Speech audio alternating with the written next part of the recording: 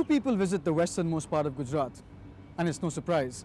I mean, it's dry and barren during the summer, a virtual island during the rains when it's almost totally cut off from the rest of the country.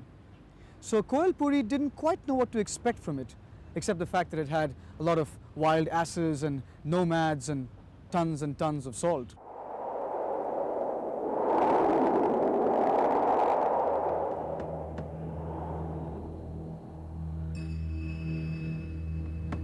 Local tribesmen refer to it as the Devil's Land. In medieval times, enemies of the state were often taken out onto its surface and released, a fate considered much worse than death. Even today, few travelers dare venture on its surface. Yet for some, this eerie, parched, silent land with its endless mirages and secrets holds a strange fascination. It's called the Run, or the Wasteland, and it's spread over hundreds of square kilometers in Gujarat's district of Kutch. Tucked away in the westernmost part of Gujarat, Kutch is a melting pot of race, culture and religion. Home to scores of semi-nomadic tribes, it's rich in legends, folklore and tradition. Geographically isolated from peninsular India by the Arabian Sea and the Run, it was till the early part of this century considered too poor for pillage and occupation. Even the mighty Mughals and the British were content with maintaining a token presence in the area. As a result, unlike most other regions within India, Kutch has been able to retain its distinct cultural and social identity.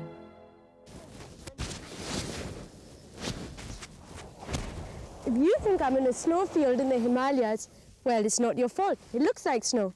All you've got to do is take one piece and taste it. It's salt.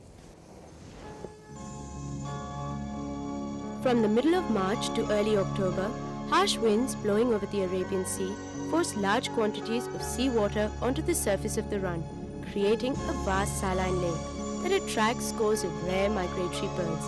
The most impressive of these are the highly endangered flamingos that nest on the surface of the Run.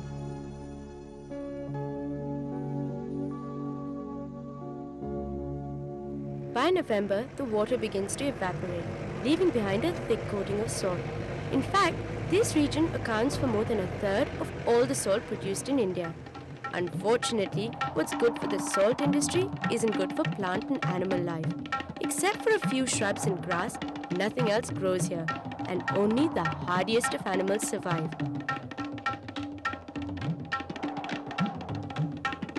One animal that seems to thrive in these harsh conditions is the wild ass. Wild asses once roamed the plains of North India in the thousands. However, shrinking habitats, poaching, and disease has caused their numbers to shrink considerably. Today, their last refuge is in the southern fringes of the Run. Though rather shy, the wild ass is an extremely hardy animal that survives on the grass that grows here.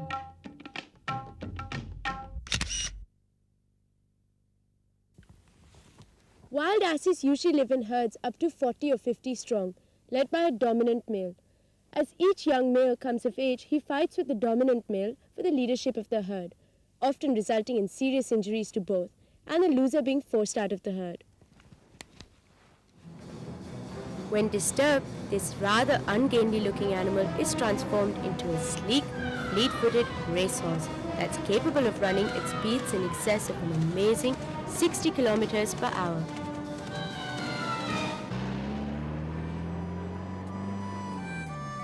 Somewhat slower is the pace of life in Kutch, a land where for most part time is kept by the changing seasons rather than the hours and minutes of our modern-day clocks. Kutch has one of the lowest population densities in the country, and so if you chance to drive along the narrow, well-maintained roads that crisscross the countryside, you won't come across too many people or vehicles, just a few wandering nomads with their cattle.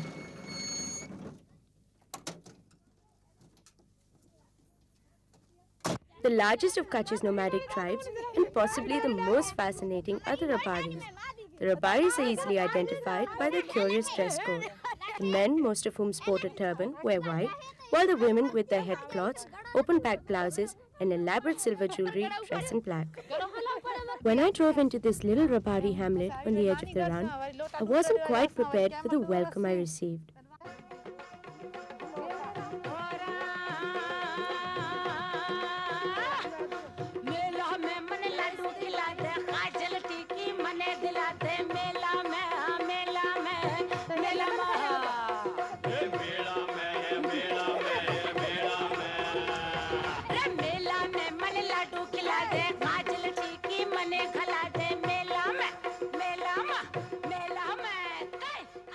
According to a local legend, a Rajput prince once sacrificed his life to save a Rabari tribesman.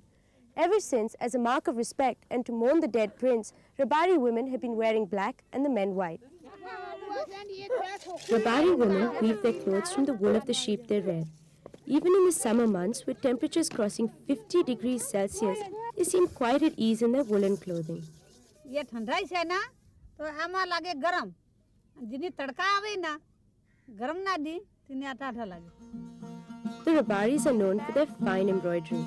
The importance the Rabaris attach to their craft can be gauged by the fact that when a girl is born to a family, her mother begins to embroider cloth, which in time will constitute the most important part of the little girl's dowry. Child marriages are very common amongst the Rabaris, and even though married girls stay in their parents' home till they reach maturity, they are expected to contribute to their dowries by embroidering their own clothes.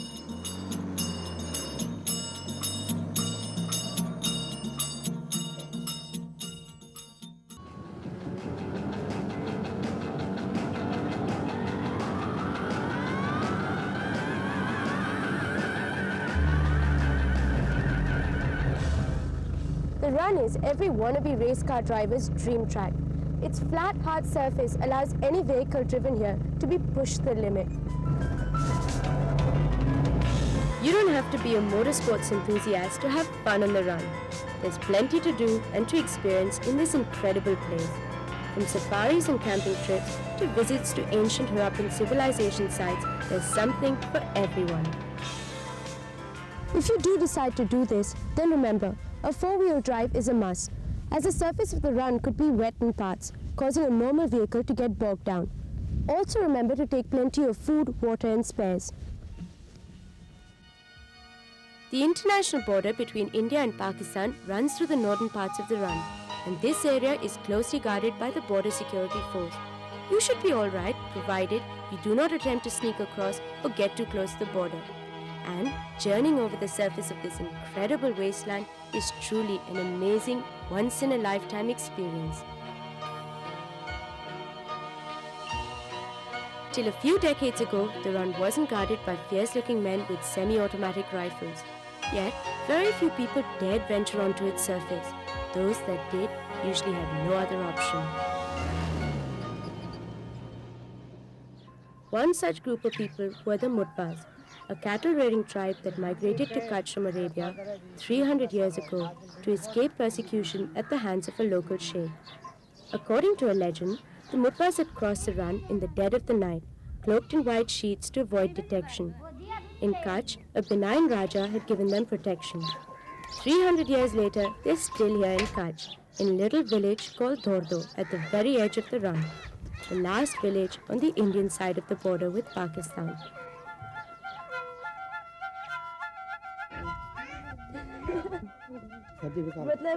Gulbeg, a stern but big-hearted man, is a village chieftain and is renowned in these parts for his hospitality.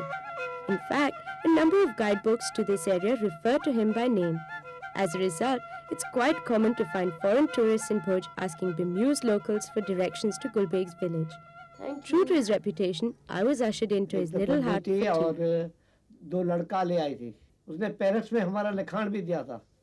The Mutbas live in little conical mud huts called bungas. Although rather plain looking from the outside, you only have to enter one to be transported into a magical world.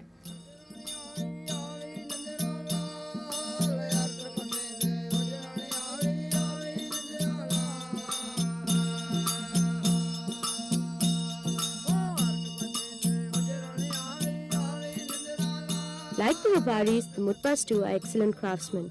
They're extremely proud of a complex form of glasswork and embroidery they have pioneered and which has won them international acclaim. In fact, garments embroidered over here sell like proverbial hotcakes in Europe and North America. Each of these amazing patchwork quilts take over a year to produce, but they fetch over $500 in the international market.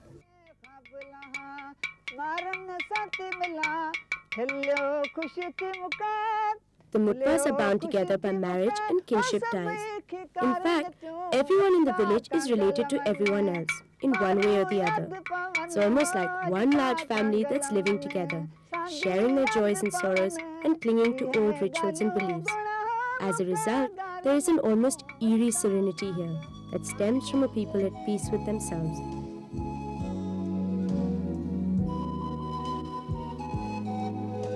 A serenity that's very similar to what you'll experience on the run at dusk. As the sun sets, the heat waves and the mirages disappear. The land is bathed in a peaceful orange hue, and the flat surface actually allows you to see the horizon in any direction you glance. It's only now that the true beauty of this bleak, fleckless, salt desert with its many secrets and wonders becomes apparent. Right, that's all we have for you this week. Now, in case you've lost your sense of direction in the Ran of Kutch, you have exactly 1 week to reorient yourself before we hit the trail again on another great escape. So till then, goodbye.